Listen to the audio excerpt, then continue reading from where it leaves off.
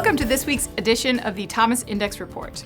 With the rising emphasis on indoor air quality, the residential air purifier market is growing fast. According to the latest report from Technavio, the indoor air quality solutions market is expected to increase by $15 billion from 2021 to 2026. And the smart air purifier market is expected to grow by $3.35 billion in the next 2 years. The two most rapidly growing segments are in-duct air purifiers and standalone air purifiers. In-duct air purifier systems work along with existing heating and air conditioning units, known as HVAC, to purify the air from within the airflow systems. Standalone air purifiers, usually manufactured with high-impact polystyrene and plastic, rely on fiber or electric filtration technologies and smart monitoring systems. With a growing market comes the emergence of product innovation.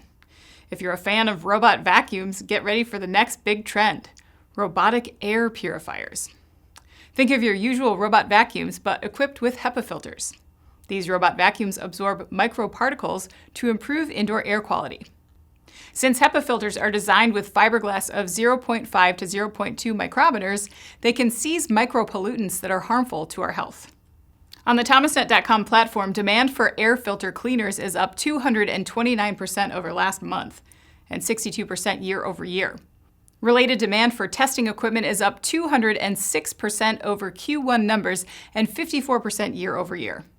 Finally, air cleaner sourcing is also up 40% over last quarter's average and 84% year over year. I'm Anna Wells, and this is the Thomas Index Report.